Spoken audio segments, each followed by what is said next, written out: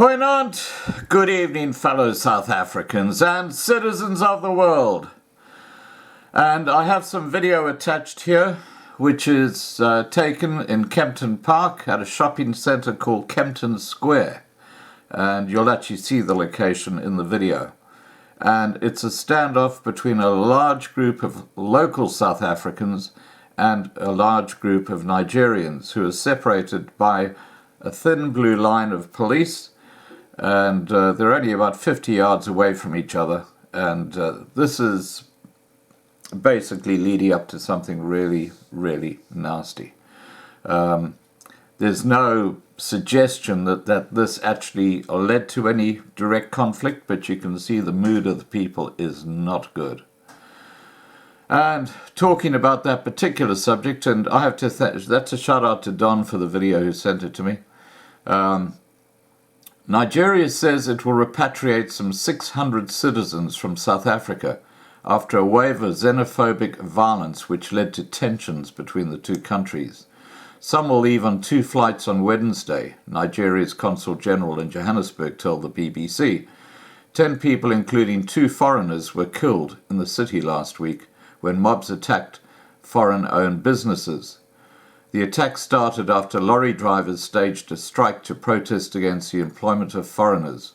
South Africa has become a magnet for migrants from other parts of Africa, as it is one of the continent's biggest and most developed economies, or it used to have. It's now just crashing. But there is also high unemployment in the country, and some people feel foreigners are taking their jobs. Nigerian Consul General Godwin Adama said only those who were under distress as a result of the attacks would leave the country. Meanwhile, Abiki Dabiri, head of the Nigerians in Diaspora Commission, said the government would not provide financial assistance to those leaving South Africa. Speaking to journalists in Abuja, she said the Nigerian government would continue to hold the South African authorities accountable and insist it paid compensation to its citizens.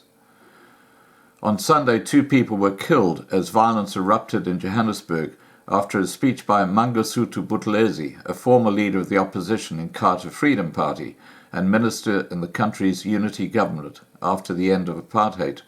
Mr. Buthelezi, who was trying to quell tensions over xenophobia, was heckled by a rowdy section of the crowd who later clashed with security forces.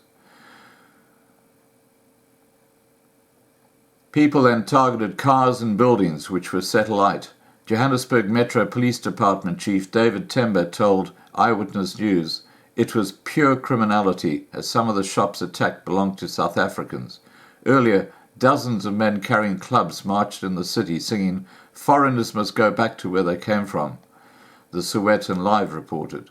The crowd headed to Jules Park in Johannesburg where Mr. Buthelezi was due to make his address. President Cyril Ramaphosa condemned the violence, saying the authorities would not allow sporadic lawlessness and violence to disrupt the safety and livelihoods of millions of South Africans. Well, sorry hippo eyes, those are just weasel words. You do absolutely nothing. All you're worried about is your bank balance. And that's the truth.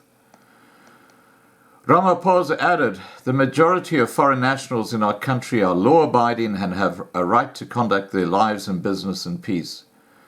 Nigerian President Muhammadu Buhari sent an envoy to South Africa last week to express Nigeria's displeasure over the treatment of her citizens. In a statement, the President's office said the envoy had stressed the need for the South African government to take visible measures to stop violence against citizens of brotherly African nations. President Ramaphosa agreed that the violence was most disconcerting and embarrassing, the statement added. Last week, police said they had arrested more than 420 people and the unrest had subsided. The authorities made another 16 arrests after Sunday's trouble, according to a statement from the president. As the week progressed, people across the continent shared videos on WhatsApp which purported to show violent attacks on Nigerians, but these were denounced as being misleading. So there you go, guys. That's the news. Now, let me show you this video, which is not fake. It's a standoff between a bunch of Nigerians and a bunch of South Africans. And this is how close it's getting to civil war between these two black African groups in South Africa. It's getting very, very scary. Yes, this is where the Nigerians gathered, waiting for the South Africans to cross the line. Let the show begin. And here is the South Africans. Here is the South Africans. Here are they over there across the line.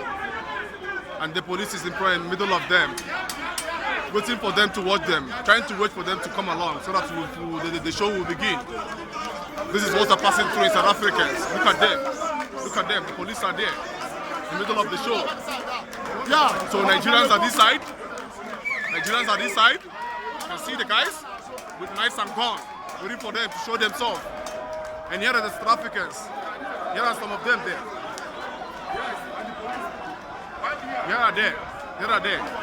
And the cops are standing in front of the line, trying to withhold the show. Here are they. This is where it's happening. This is where it's happening. It's happening. It's a live show. It's happening here in South Africa. It's happening here. Yes. It is where it's happening. It's happening. These are the Niger boys. These are the Niger niggas. These are the Niger niggas waiting for them. You can hear the gunshots. Nigerians are shooting. The Nigerians are showing themselves. Tell them to show themselves. Tell them to show themselves. Nigerians are showing themselves.